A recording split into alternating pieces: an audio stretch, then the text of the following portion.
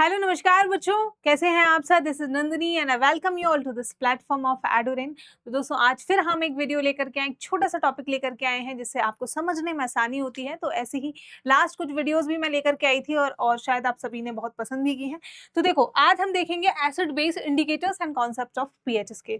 Last class के अंदर मैंने तुमको बताया था कि chemical properties of acids and bases क्या होती है, यानी कि वो किसके साथ क्या रिएक्शन करते हैं, क्या बनाते हैं, ये सारी चीजें। आज हम देखेंगे इंडिकेटर्स के बारे में कि एसिड, अगर एक सब्सटेंस एसिड है तो उसका लिटमस पेपर पे टेस्ट करेंगे तो क्या कलर चेंज होगा, हल्दी में क्या कलर चेंज होगा। तो ऐसे इंडिकेटर्स एक्चुअली में उनको बोलते हैं जो आपको आइडेंटिफाई करवाते हैं कि which substance is acid and which one is base. Because ऐसे तो हमको पता है कि एसिड खट्टे होते हैं, तो सब चीजों को टेस्ट करके थोड़ी देखोगे। एसिड बहुत ज्यादा तेज भी होते हैं, जला देंगे तुमको, ना ही तुम छू के देख सकते हो। ठीक है, तो इसीलिए हमको इंडिकेटर्स की जरूरत पड़ती है सो दैट हम एसिड और बेस को आइडेंटिफाई कर सके विदाउट उनको टच किए, विदाउट उनको स्मेल किए और विदाउट उनको क्या किए, हमारा टेस्ट किए।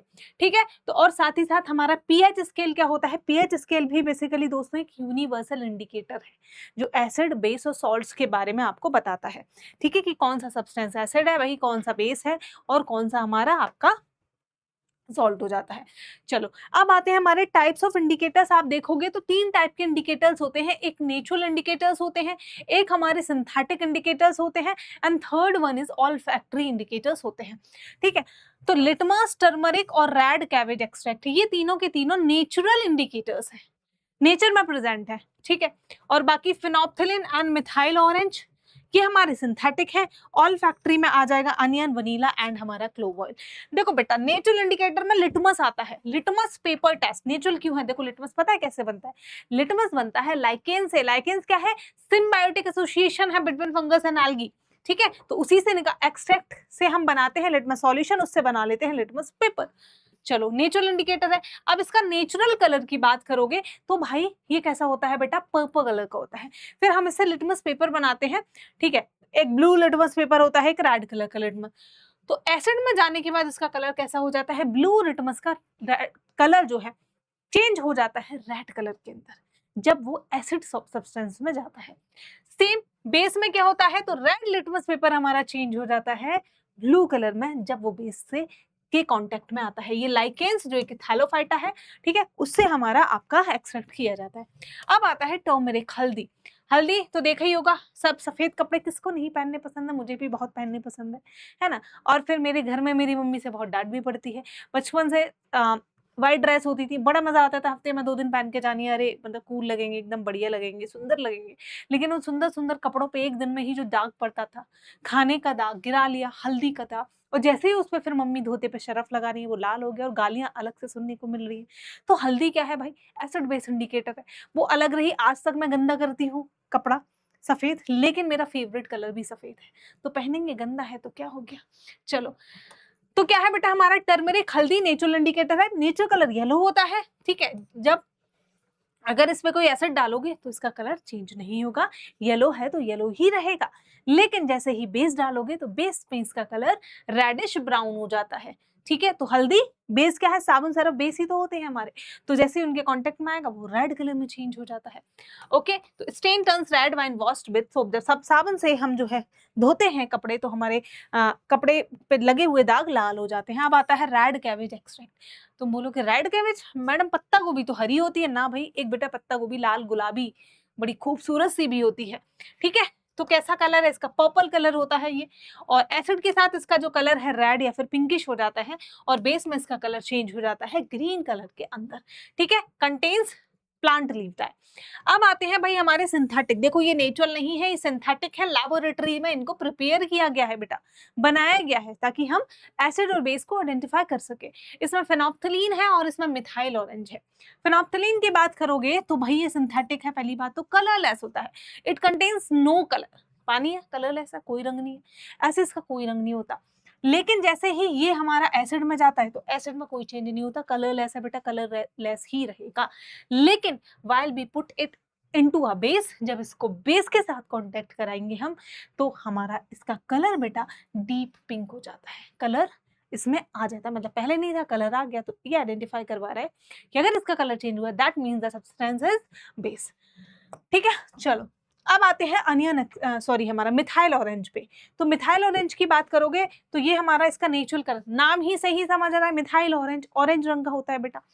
एसिड में डालोगे तो ऑरेंज कलर रेड में चेंज हो जाता है, और जब बेस में डालोगे तो रेड से ये येलो में चेंज हो जाता है। ठीक है, अब आते हैं हमारे ऑल फैक्ट्री इंडिकेटर्स। ये गंध सूचक हिंदी में वैसे बोलते हैं इनको, मतलब आप सूंघ के पता करोगे कि कौन सा एसिड है, कौन सा बेस है और कौन सा हमारा सॉल्ट है। ठीक है, सूंघ के पता कर सकते हो आप एसिड बेस के बारे में। तो ऑल फैक्ट्री है, जैसे अनियन एक्सट्रैक्ट, वनीला और क्लोव, तीनों एक साथ याद कर लो। देखो सिंपल सी बात है, जब मैंने अपने हाथों पे बहुत सारी प्याज रगड़ ली, लौंग का तेल रगड़ लिया, वनीला का जो एसेंस आता है वो रगड़ लिया, अब आप हाथों को ऐसे स्मेल करोगे तो क्या है, बदबू आएगी, आएगी ना, अनियन की बदबू आएगी भाई। लेकिन अगर मैं कहूँ तुम कि जाके हाथ धोकर आ जाओ साबुन से, सर्फ से, तो तुम हैंड वॉश करके आ गए सर्फ से साबुन से, तो तुम्हारे हाथों में स्मेल गायब हो जाएगी। अब बताओ, हैंड वॉश, साबुन, सर्फ, डिटर्जेंट मतलब क्या थे, ये सब बेस है। तो बेस के कांटेक्ट में आने पर हमारे जो ये ऑल्फैक्टिव इंडिकेटर्स है, वनीला, क्लोव, अनियन, बेटा ये स्मेल को भगा देते हैं। क्या हो जाती है, स्मेल डिसअपियर हो जाती है। लेकिन प्याज के बदबूदार हाथों पे कितना भी नींबू का रस लगाओ, स्मेल बरकरार रहेगी। ठीक है, तो ये मैंने कुछ एग्जांपल दिए कि उसमें बेस होता है साबुन में, बट अदरवाइज और भी जितने भी बेस हैं हमारे, सारे बेस के कांटेक्ट में आने पर हमारी जो स्मेल है वो गायब हो जाती है। ठीक है, स्मेल इन तीनों की गायब हो जाएगी बेटा। और इसमें अगर एसिड में आएंगे तो स्मेल रिमेन्स और smell vanished while in contact with the base. ठीक है, तो इनको बोलते हैं ऑल फैक्ट्री इंडिकेटर। बाकी आता है फिर हमारा यूनिवर्सल इंडिकेटर, जिसमें बेटा हमारा पीएच स्केल के बारे में हम बात करते हैं। ठीक है, पीएच स्केल, तो पीएच की फुल फॉर्म क्या है हमारा, पोटेंट हाइड्रोजन आयन कंसंट्रेशन। तो लास्ट लेक्चर, लास्ट जो छोटा सा वीडियो था हमारा जेनरिक, तो उसमें हमने बात करी थी कि जो H प्लस आयन को रिलीज करता है दैट इज एसिड, एंड जो OH नेगेटिव आयन को रिलीज करता है दैट इज बेस, जब हम किसी एक्व सॉल्यूशन के अंदर डालते हैं। करेक्ट, तो देखो कौन कितनी ज्यादा H प्लस आयन रिलीज कर रहा है, कौन कितने ज्यादा OH नेगेटिव आयन रिलीज करता है, इसके बेस पे हम पीएच स्केल पे उनको नंबर प्रोवाइड करते हैं। जो जितने ज्यादा OH आयंस को रिलीज करेगा उसका पीएच स्केल पे नंबर उतना ज्यादा होगा, यानी वो उतना ही स्ट्रॉन्ग बेस होगा। जो जितने कम H पॉजिटिव आयंस को रिलीज करेगा वो उतना ही हमारे वीक बेस होगा, और वीक एसिड होगा। जितना ज्यादा H पॉजिटिव आयन को रिलीज करेगा वो उतना ही स्ट्रॉन्ग बेटा एसिड हो जाता है। क्लियर है? ठीक है, चलो, तो ये हमारा क्या है, अब इसमें क्या है, जितने ज्यादा H प्लस आयन तो उसका मतलब लोअर पीएच और स्ट्रॉन्गर एसिड। देखो ये बेटा एक स्केल होता है, पीएच स्केल होती है, जिसपे हमारा 0 से लेकर के 14 तक नंबर मार्क होते हैं, या बीच में इन बिटवीन होता है 7। ठीक है, अब 7 से इधर जाओगे तो 8, 9, 10, 11, 12, 13 एंड हमारा आपका 14 हो जाएगा। ठीक है, सेम इधर, अब इधर कम घटते जाओ, 6, 5, 4, 3, 2, 1, 0। ठीक है, तो ये हमारा बेटा क्या है, ये पीएच स्केल है। देखो इधर 7 पे अगर किसी भी चीज का नंबर पीएच 7 है तो इट मींस वो बेटा न्यूट्रल है, ना तो वो एसिडिक है और ना ही वो बेसिक है। It is what, it is बेटा न्यूट्रल। फिर हम बात करेंगे जितना 7 से लेकर के इधर के जितने भी सब्सटेंस है, 7 से ज्यादा अगर पीएच है किसी का तो मतलब उसका मतलब है कि वो बेस है, और 7 से कम अगर किसी का पीएच है इस स्केल पे तो उसका मतलब है कि वो बेटा एसिड हो जाता है। ठीक है, अब इधर हमारा बेसिसिटी बढ़ रही है, जैसे किसी का 8 पीएच है तो वो बेस है बट हल्का बेस है, और किसी का अगर 14 पीएच है तो बहुत स्ट्रॉन्ग बेस है बेटा। और इधर जब उल्टा चलेंगे तो एसिड बनता जा रहा है, तो अगर 6 है तो कम पास में ही है, 7 के पास में ही है, मतलब ज्यादा स्ट्रॉन्ग एसिड नहीं है, बहुत ही कमजोर सा एसिड है। और अगर नंबर 1 हो गया बेटा बहुत स्ट्रॉन्ग एसिड है। क्या है बेटा, बहुत स्ट्रॉन्गर एसिड हो जाता है हमारा। ठीक है, तो यही है लोअर पीएच मतलब स्ट्रॉन्ग एसिड, 1 पीएच तो ज्यादा एसिड, 5 पीएच तो थोड़ा वीकर एसिड। चलो, तो हमारा ये होता है आपका 0 से 3 तक।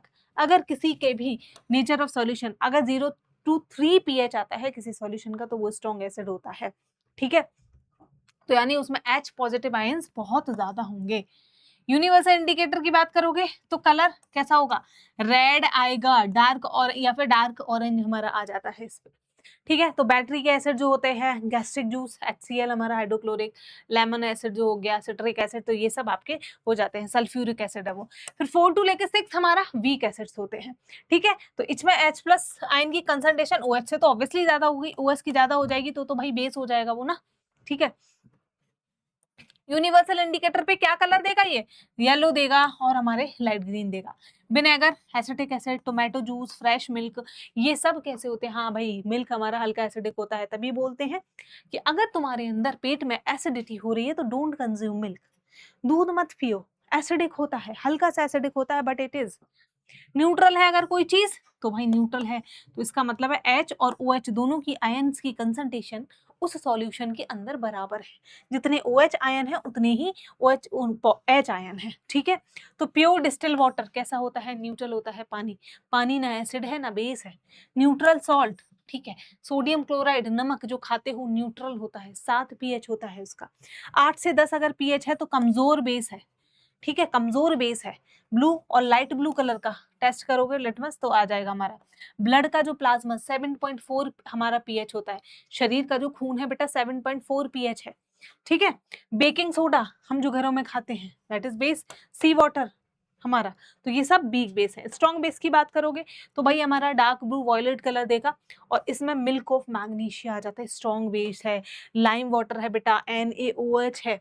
ठीक है, तभी बोलते हैं मिल्क ऑफ मैग्नीशिया एंटा एसिड की तरह काम करता है। इनो वगैरह पीते हो एकदम से पेट की एसिडिटी खत्म हो जाती है। स्ट्रॉन्ग बेस है, एसिड को के साथ न्यूट्रलाइज हो जाता है भाई। ठीक है। चलो अब हमारी कुछ चीजों का पीएच देख लेते हैं। Importance of pH in everyday life क्या क्या है हमारा। ह्यूमन बॉडी का पीएच, लगभग पूरी बॉडी का बात हो रही है तो 7 से लेकर के 7.8 पीएच रहता है। बॉडी परफेक्टली काम करेगी, लेकिन ये पीएच बेटा 7 से कम हो गया है, 7 से 7.8 से ज्यादा हुआ, थोड़ा और 8 पहुंच गया, 8.5 9 पहुंच गया तो बॉडी की फंक्शनिंग गड़बड़ा जाती है। ठीक है। चलो, तो बॉडी की मैकेनिज्म को बनाने के लिए हमारी बॉडी का पीएच इतना रहना चाहिए, इससे ज्यादा नहीं होना चाहिए। एसिड रेन की बात करोगे तो अगर रेन का पीएच, रेन का पानी लेंगे और उसका पीएच देखेंगे अगर 5 से 5.6 से कम आता है, 5.6 से कम आता है, तो it means it will be declared as an acid rain. और एसिड रेन बिल्डिंग्स को, फसलों को, मिट्टी को, हर चीज को खराब करती है। ठीक है, क्योंकि इसमें SO2 और हमारा NO2 जो है प्रेजेंट होते हैं, इनकी वजह से ही रेन एसिड हो जाती है। कंट्रोल इंडस्ट्रियल इमिशंस जो है, रेमेडी क्या है, तो इंडस्ट्रियल इमिशंस को हमको कंट्रोल करना चाहिए। चलो, स्टमक एसिडिटी पेट के अंदर, तो भाई पेट के अंदर HCl होता है। देख रहे हो पीएच HCl का 1.2 से 2 पॉइंट तक होता है हमारा। एंटा एसिड्स MgOH, ये लो मिल्क ऑफ मैग्नीशिया पियोगे तो ये एसिड खत्म हो जाएगा। टूथ डिके, दांतों का इनामल डिके करने लगता है ज्यादा। आपने क्या किया, शुगर खाई और खाना खाया, खाना दांतों में फंसा हुआ छोड़ दिया, कुल्ला करके नहीं सोए, ब्रश करके नहीं सोए भाई, तो ये खाने पे बैक्टीरिया लग जाते हैं और बैक्टीरिया उस खाने को डाइजेस्ट करना शुरू कर देते हैं। मतलब बैक्टीरिया उस बचे हुए खाने से अपना खाना लेने लगते हैं, और जब बेटा वो उससे अपना खाना लेने लगते हैं तो ऐसे में वो वहां पर एसिड्स को रिलीज करते हैं, और वो एसिड्स आपके दांतों की जो अपर लेयर है दैट इज इनामल, उसको डिके करता है और हम बोलते हैं हमको कैविटी हो रही है। ठीक है बेटा। चलो, तो क्या है, एसिड्स इनामल को डिसॉल्व कर देते हैं। तो ऐसा टूथपेस्ट लो जिसका नेचर बेसिक हो। चलो, सॉइल, तो सॉइल का पीएच 6 से लेकर के 7.5 तक है, दैट इज ऑप्टिमल। ठीक है। और अगर ज्यादा हो गया एसिडिक सॉइल में क्या मिला दो, कैल्शियम ऑक्साइड CaO और हमारा CaOH, इसको मिला दो तो उसकी एसिडिटी कम हो जाती है। आंट स्टिंग, जो आपके कभी मधुमक्खी ने, ततैया ने, चींटी ने काटा होगा बेटा, इनके अंदर, चींटी के अंदर क्या होता है, बी स्टिंग के अंदर बेटा, इनके अंदर होता है मीथेनोइक एसिड, या फिर इसको फॉर्मिक एसिड भी बोलते हैं, दोनों सेम ही चीज है। इससे आपका इरिटेशन वगैरह होती है, सूज जाता है, खुजली होती है, दर्द होता है, उस पर बेकिंग पाउडर लगा लो, बेकिंग सोडा लगा लो, सॉरी, जब आपके दर्द हो रहा है, काट लिया है तो वो बेसिक होता है, ये एसिडिक है, हमारा बैलेंस हो जाएगा। मीथेनोइक एसिड को ही बेटा हम फॉर्मिक एसिड बोलते हैं। ठीक है, बेकिंग सोडा लगा लो। नेटल स्टिंग, इसमें भी मीथेनोइक एसिड होता है। अप्लाई ड्रब, डॉक लीव्स होती हैं, ठीक है, बेसिक नेचर होता है इनका, तो इनको भी आप अप्लाई कर सकते हो। ओके तो ये था हमारा छोटा सा वीडियो जिसमें हमने इंडिकेटर्स को देखा, natural indicator, olfactory, synthetic indicators को देखा हमने, और पीएच क्या होता है, किस तरीके से कुछ हमारे एवरीडे लाइफ के सब्सटेंसेस हैं जिनसे हम डेली गो थ्रू होते हैं, उनका पीएच क्या क्या होता है। तो आई होप आपको वीडियो बेटा पसंद आया होगा, और अगर दोस्तों पसंद आया है और कोई आप पर्टिकुलर वीडियो पे चाहते हो, टॉपिक पे वीडियो चाहते हो, तो let me know in the comment box. Comment drop कर देना कि मैम अगला टॉपिक ना ये पढ़ा दो, समझने में बहुत दिक्कत होती है। मैं तुमको उसको ईज़ी शब्दों में, बहुत ही आसान शब्दों में तुमको छोटी सी वीडियो के अंदर समझा दूँगी। ठीक है भाई? और वीडियो पसंद आया है तो एक बार लाइक करेंगे, कमेंट करेंगे और साथ ही दोस्तों के साथ शेयर कर देंगे। So that was all for today video. अगले वीडियो में ऐसे ही मिलते हैं, तब तक के लिए bye bye, take care, all the best.